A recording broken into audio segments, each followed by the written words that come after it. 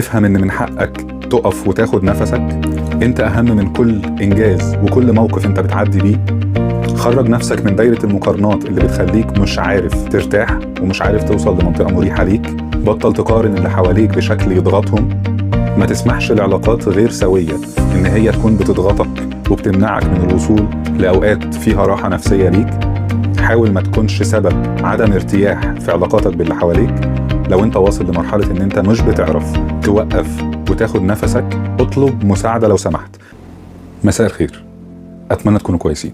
العنوان بتاعنا النهاردة خد نفسك. خليك عارف ان من حقك تاخد نفسك في كل مرحلة في حياتك، في كل يوم. الحياة بقت مصممة وكأنها بتقنعنا من واحنا اطفال ان مش من حقي اقف واخد نفس. حتى الاطفال دلوقتي في مدارسهم السيستم بيوصل لهم ان مش من حقهم ياخدوا نفس. امتحانات طول الوقت، وحتى في الاجازة عندنا حاجات نذاكرها علشان نلحق لما نخش الترم اللي جاي ما نبقاش ضيعنا وقت. بعدين بنخش في مرحلة ثانوية عامة او ما يقابلها يعني، ويبقى الوقت ده بالنسبة لنا وقت حياة او موت.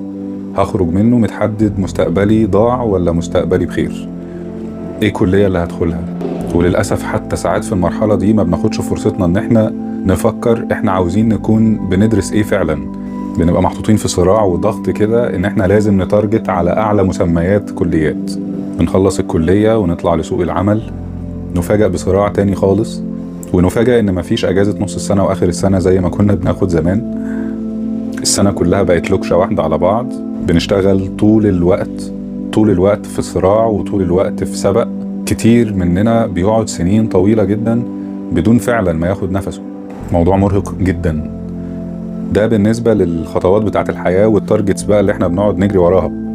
حط بقى جنب ده الصراعات الشنيعة اللي في علاقاتنا بكل أنواعها، القريب منها والسطحي.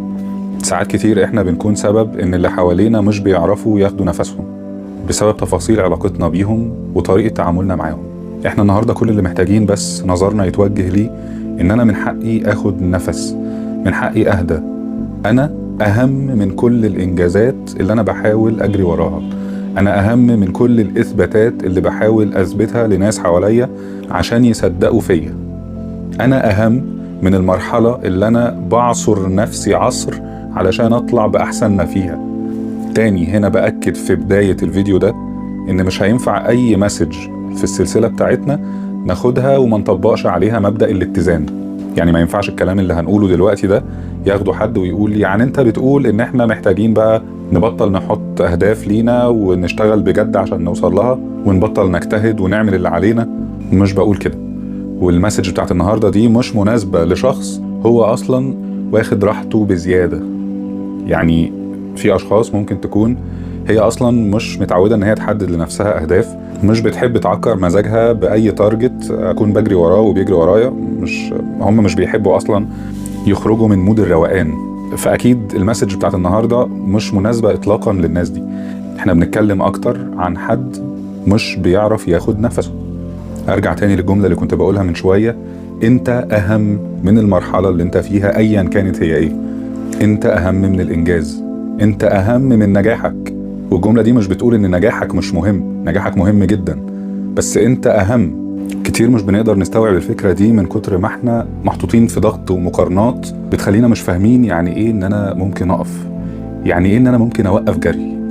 ما بنبقاش مدركين اصلا الموضوع من كتر ما احنا اتسيستمنا ودماغنا اتظبطت على الجري بدون توقف.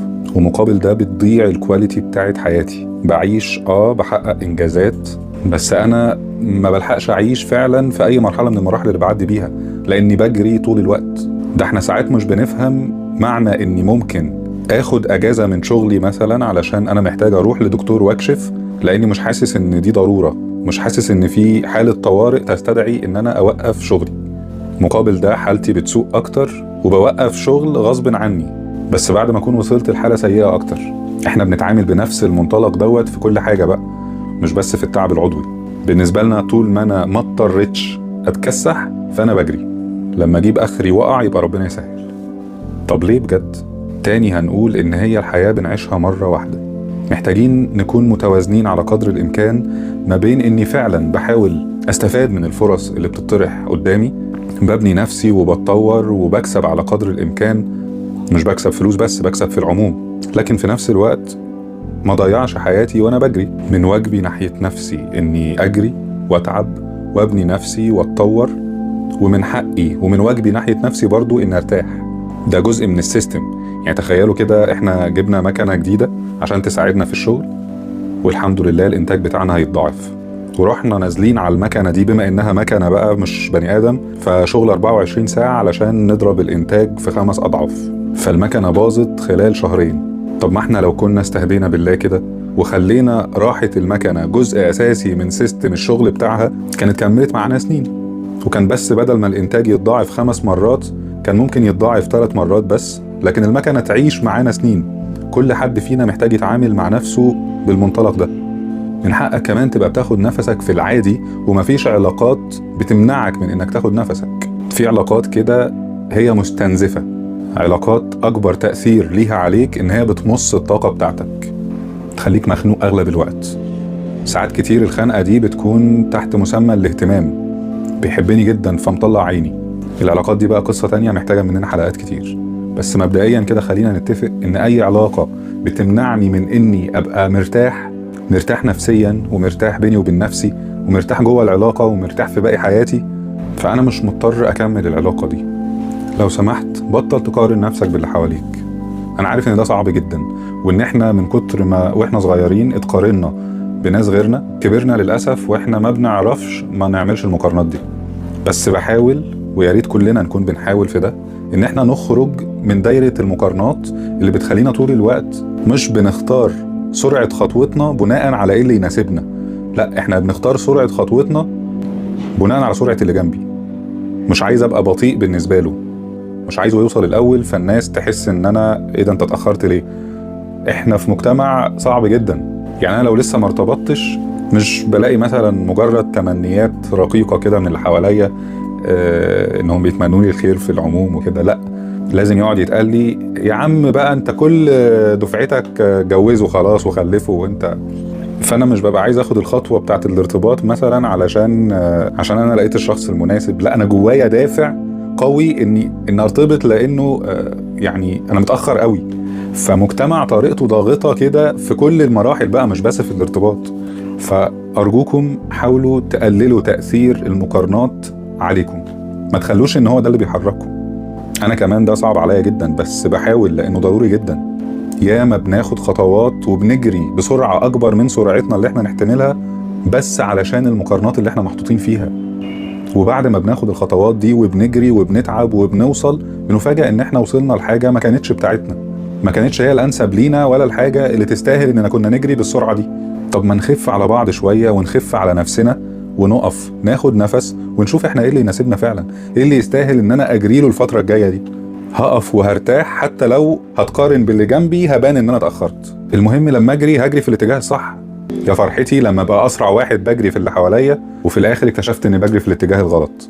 بس يا عيني هيصعب عليا المجهود والوقت اللي قضيته في الاتجاه ده، فاحتمال اكمل بقية حياتي بجري في نفس الاتجاه عشان الوقت اللي انا ضيعته في الاتجاه ده. ما لسه عقبال ما ارجع من الاول وامشي في الاتجاه اللي انا عايزه هبقى ضيعت كام سنة تاني. طب ليه ما كنت هديت شوية ووقفت مقارنتي لنفسي باللي حواليا وفكرت انا ايه فعلا اللي يناسبني؟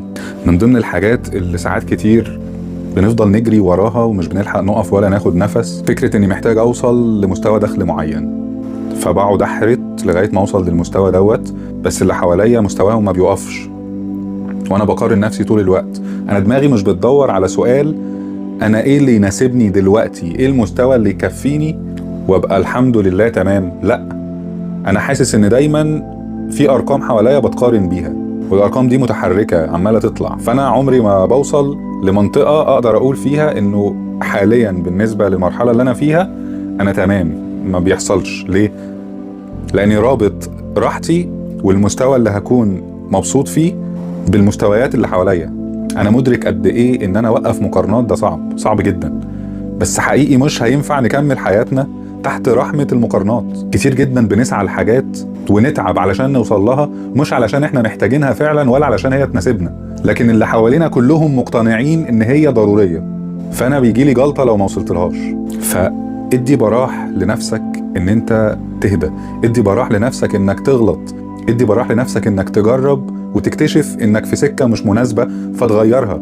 انا مش بقول برضو ان ده معناه اني افقد الاحساس بالزمن وان حياتي تبقى بتجري مني وانا مش بحاول اوصل لاي حاجة وبراحتي خالص. مش ده اللي بقوله. محتاجين عقلية منظمة برضو تحاول تدير وقتها باتزان وتشوف ايه اللي يناسبها وايه اللي ما يناسبهاش، وتحاول تجرب وتفشل مرة ومرتين فتتعلم وتنجح. حتى الاطفال اللي احنا بنتعامل معاهم خلينا رحيمين بيهم شوية ونديهم مساحة انهم ياخدوا نفسهم في الطفولة بتاعتهم، ياخدوا نفسهم وبراحهم في انهم يغلطوا ويتعلموا. ما نحسسهمش ان الغلط معناه ان احنا مش هنحبهم او مش هنحترمهم. نتعامل مع الطفل كطفل، بلاش نحاكمه من منطلق عدد السنين اللي انا عشتها، هو لسه ما عاش عدد السنين اللي انا عشته. فاديله براحه كطفل انه يعيش طفولته. هل هيجي حد دلوقتي يقول ان ده معناه بقى ان الطفل مش هنربيه ومش هنفهمه صح من الغلط؟ ما قلناش كده. مش لازم لما نيجي نتكلم على تطرف معين نتوقع ان احنا عاوزين نروح على التطرف التاني الناحية التانية خالص. احنا محتاجين نوصل للنص، لمنطقة متزنة في كل النقط اللي احنا بنتكلم فيها. خد نفسك وبلاش تاخد الدنيا على اعصابك بزيادة. تاني بعيد نفس الجملة لانها مهمة. انتي وانت اهم من اي حاجة انت بتعملها، اهم من اي انجاز عايز توصل له.